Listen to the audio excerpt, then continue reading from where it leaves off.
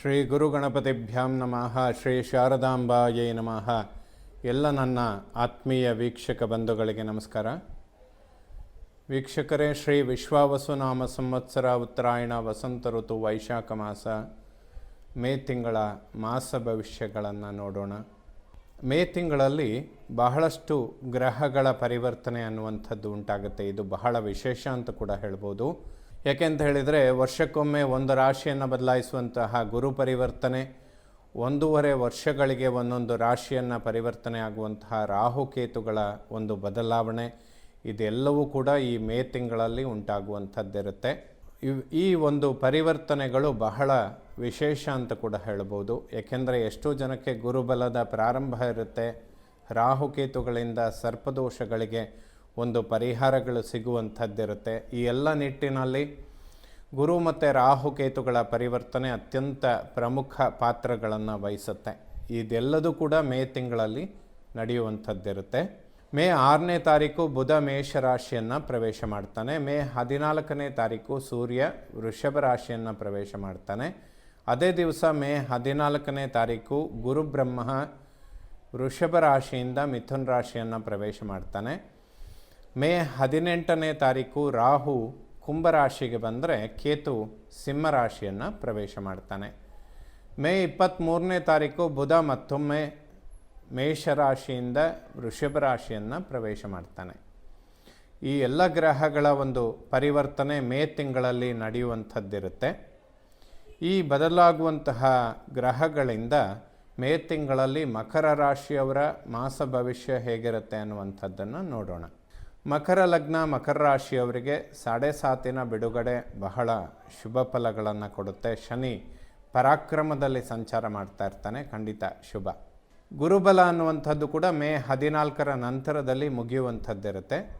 ದ್ವಿತೀಯಾಷ್ಟಮಕ್ಕೆ ರಾಹುಕೇತುಗಳ ಸಂಚಾರ ಆಗುತ್ತೆ ಮೇ 18ರ ನಂತರ. ಹಾಗಾಗಿ ಒಂದು ಗುರು ಮತ್ತು ರಾಹುಕೇತುಗಳ ವಿಚಾರದಲ್ಲಿ ಸಣ್ಣ ಪುಟ್ಟ ಪರಿಹಾರಗಳನ್ನು ಮಕರ ರಾಶಿಯವರು ಮಾಡಿಕೊಳ್ಳುವಂಥದ್ದು 1-1.5 ವರ್ಷಗಳಿಗೆ ಅದು ಅವಶ್ಯಕವಾಗುತ್ತೆ ಅಂತ ಹೇಳ್ಬೋದು.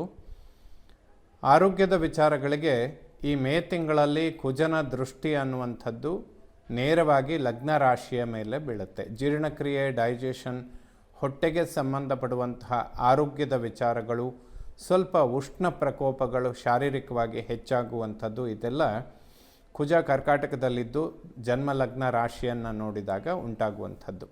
ಲಗ್ನಾಧಿಪತಿ ಶನಿ ರಾಹುಗ್ರಸ್ತನಾಗಿರುವಂಥದ್ದು, ಲಗ್ನ ರಾಶಿಯ ಮೇಲೆ ಕುಜನ ದೃಷ್ಟಿ, ಈ ಎರಡೂ ಕಾಂಬಿನೇಷನ್ಗಳಿಗಾಗಿ ಆರೋಗ್ಯದ ವಿಚಾರಗಳಿಗೆ ಲಕ್ಷ್ಮೀ ನರಸಿಂಹನ ಕರಾವಲಂಬ ಸ್ತೋತ್ರಗಳನ್ನು ಪಠನೆ ಮಾಡಿದರೆ ಖಂಡಿತ ಶುಭ ಆಗುತ್ತೆ. ಮಕರ ರಾಶಿಯವರು ಲಕ್ಷ್ಮೀ ನರಸಿಂಹನ ದರ್ಶನ ಮಾಡುವಂಥದ್ದು, ಪಂಚಾಮೃತ ಅಭಿಷೇಕ, ತುಳಸಿಯಿಂದ ಅರ್ಚನೆ ಮಾಡಿದರೆ ಮೇ ತಿಂಗಳಲ್ಲಿ ಜೂನ್ 6ರ ತನಕ ಕುಜ ನೀಚ ಕ್ಷೇತ್ರದಲ್ಲಿರುವಂತಹ ಒಂದು ಫಲದಿಂದ ಬರುವ ಆರೋಗ್ಯದ ಸಮಸ್ಯೆಗಳನ್ನು ಪರಿಹಾರ ಮಾಡಿಕೊಳ್ಳೋದಕ್ಕೆ ಖಂಡಿತ ಶುಭ ಆಗುತ್ತೆ. ದ್ವಿತೀಯ ಕುಟುಂಬ, ವಾಕ್ಸ್ಥಾನ, ಧನಸ್ಥಾನ, ರಾಹು ಈ ಮೇ 18ರ ನಂತರದಿಂದ ರಾಹು ವಾಕ್ಸ್ಥಾನವನ್ನು ಪ್ರವೇಶ ಮಾಡ್ತಾನೆ.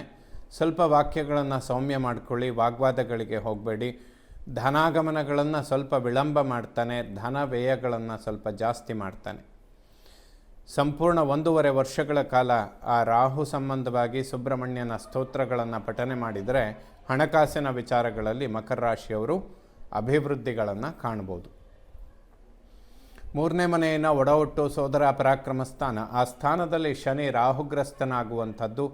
ಆ ಸ್ಥಾನಾಧಿಪತಿ ಗುರು 6ಠ ಭಾವಕ್ಕೆ ಬಂದು ವ್ಯಯಸ್ಥಾನವನ್ನು ನೋಡ್ತಾನೆ. ಸೊ ಒಡಹುಟ್ಟುಗಳಲ್ಲಿ ಸಾಮರಸ್ಯ ಅಷ್ಟೇನು ಶುಭ ಆಗೋದಿಲ್ಲ. ಒಬ್ಬರಿಂದ ಒಬ್ಬರಿಗೆ ಸಾಮರಸ್ಯಗಳಲ್ಲಿ ಕೊರತೆ ಅನ್ನುವಂಥದ್ದು ಕಾಣುತ್ತೆ. ಯಾವುದೇ ಬ್ಯಾಂಕ್ ಲೋನ್ಗಳನ್ನು ಎಕ್ಸ್ಪೆಕ್ಟ್ ಮಾಡಿದರೆ ಮೇ ತಿಂಗಳಲ್ಲಿ ಸಂಪೂರ್ಣ ಶುಕ್ರ ಉಚ್ಚಕ್ಷೇತ್ರದಲ್ಲಿರೋದರಿಂದ ಅಡೆತಡೆಗಳು ಬಂದರೂ ಕೂಡ ಪರಿಹಾರ ಆಗುತ್ತೆ. ಹಣಕಾಸಿನಲ್ಲಿ ಅಭಿವೃದ್ಧಿಗಳನ್ನು ಕಾಣ್ಬೋದು. ಯಾವುದೇ ಲೋನ್ಗಳನ್ನು ಎಕ್ಸ್ಪೆಕ್ಟ್ ಮಾಡಿದರೂ ಕೂಡ ಇದು ಅನುಕೂಲಕ್ಕೆ ಬರುತ್ತೆ ವೀಕ್ಷಕರೇ. 4ನೇ ಮನೆ ವಿದ್ಯೆ, ಮಾತೃ, ವಾಹನ, ಸುಖ, ಪ್ರಾಪರ್ಟಿ ಅಂತ ಹೇಳ್ತೇವೆ. 4ರ ಅಧಿಪತಿಯಾದಂತಹ ಕುಜ ನೀಚ ಕ್ಷೇತ್ರದಲ್ಲಿದ್ದರೆ ವಿದ್ಯಾರ್ಜನೆ ಮಾಡುವಂತಹ ಮಕ್ಕಳಿಗೆ ಒಂದು ಸಣ್ಣ ಪ್ರಮಾಣದ ಹಿನ್ನಡೆಗಳನ್ನು ಕಾಣುವಂತಹ ಸಂದರ್ಭ ಬರುತ್ತೆ. ಏಕೆಂದರೆ ಆ ಸ್ಥಾನಾಧಿಪತಿ ನೀಚನಾಗಿ ಗುರುಬಲ ಅನ್ನುವಂಥದ್ದು ಕೂಡ ಕಳೆಯುತ್ತೆ. ಇದೆಲ್ಲ ಗುರುಬಲದ ಅವಶ್ಯಕತೆಗಳು ವಿದ್ಯಾರ್ಜನೆ ಮಾಡುವಂತಹ ಮಕ್ಕಳಿಗೆ ಅತ್ಯಂತ ಪ್ರಮುಖವಾಗಿರುತ್ತೆ. ಲಕ್ಷ್ಮೀ ನರಸಿಂಹನ ಸ್ತೋತ್ರಗಳನ್ನು ಪಠನೆ ಮಾಡಿದರೆ ಖಂಡಿತ ಶುಭ. ವಾಹನ ಚಾಲನೆ ಮಾಡುವಂತಹ ವಿಚಾರಗಳಲ್ಲಿ ಸ್ವಲ್ಪ ಮುನ್ನೆಚ್ಚರಿಕೆಗಳು ಮತ್ತು ಮಾತೃವಿನ ಆರೋಗ್ಯ, ಭೂಮಿಗೆ ಸಂಬಂಧಪಟ್ಟಂತಹ ವ್ಯವಹಾರಗಳನ್ನು ಜೂನ್ 6ರ ನಂತರ ಮಾಡುವಂಥದ್ದು ಖಂಡಿತ ಸೂಕ್ತ. ಇನ್ನು 5ನೇ ಮನೆ ಜ್ಞಾನ ಸಂತಾನ ಪೂರ್ವಪರ ಪುಣ್ಯ. ಪಂಚಮಾಧಿಪತಿ ಶುಕ್ರ ಉಚ್ಚ ಕ್ಷೇತ್ರದಲ್ಲಿದ್ದಾನೆ. ಸಂತಾನದ ಅಂಚಿನಲ್ಲಿರುವವರಿಗೆ ಬಹಳ ಶುಭ ಫಲ. 5ನೇ ಮನೆಯಲ್ಲಿ ಗುರುಬಲ ಕೂಡ ಇರುತ್ತೆ.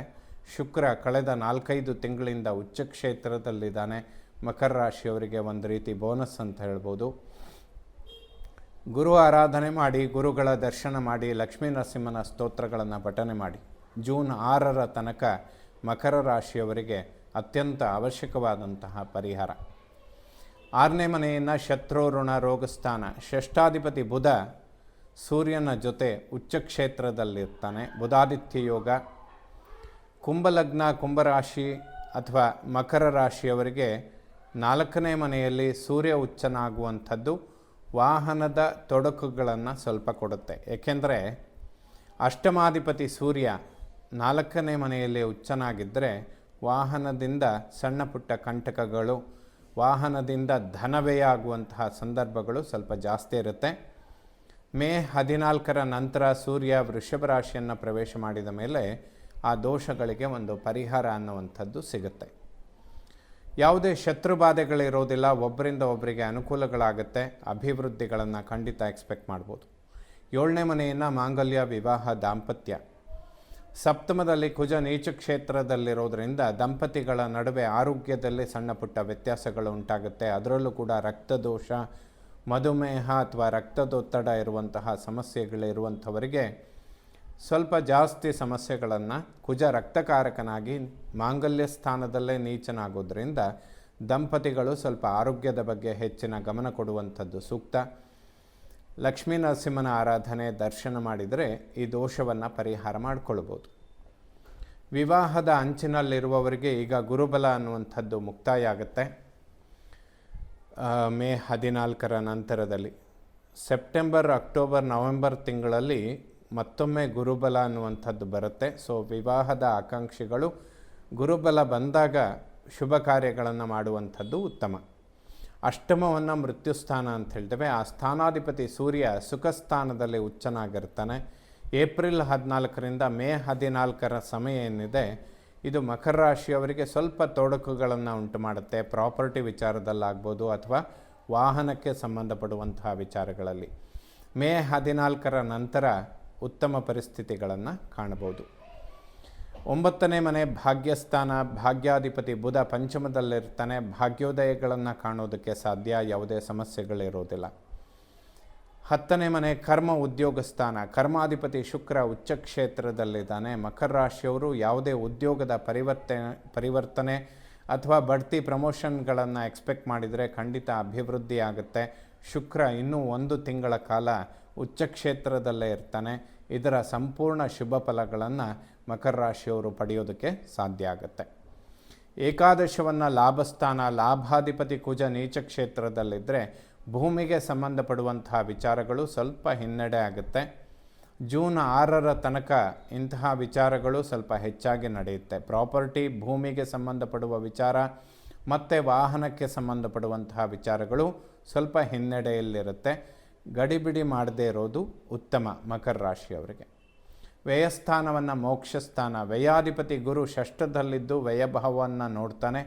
ಗುರುತರವಾದ ಕರ್ಮಗಳು, ಗುರು ಆರಾಧನೆ, ದತ್ತಾತ್ರೇಯರ ಸ್ತೋತ್ರಗಳನ್ನು ಪಠನೆ ಮಾಡುವಂಥದ್ದು, ಗುರುಗಳ ದರ್ಶನ ಮಾಡುವಂಥದ್ದು, ಗುರುಗಳಿಗೆ ಪಾದಪೂಜೆಯಂತಹ ಸೇವೆಗಳನ್ನು ಮಾಡಿದರೆ ಧನಾಗಮನ, ಆರೋಗ್ಯದಲ್ಲಿ ಅಭಿವೃದ್ಧಿ, ಕರ್ಮ ಉದ್ಯೋಗದಲ್ಲಿ ಯಶಸ್ಸು ಇದನ್ನೆಲ್ಲ ಕಾಣೋದಕ್ಕೆ ಸಾಧ್ಯ ಆಗುತ್ತೆ. ಎಲ್ಲ ಮಕರ ರಾಶಿಯವರಿಗೂ ಕೂಡ ನವಗ್ರಹಗಳು ಶುಭ ಫಲಗಳನ್ನೇ ಕೊಡುವಂಥವರಾಗಲಿ. ಶ್ರೀ ಶಾರದಾ ಪರಮೇಶ್ವರಿಯ ಸಂಪೂರ್ಣ ಅನುಗ್ರಹ ಎಲ್ಲ ನನ್ನ ವೀಕ್ಷಕ ಬಂಧುಗಳ ಮೇಲಿರಲಿ. ಶುಭವಾಗಲಿ ವೀಕ್ಷಕರೇ.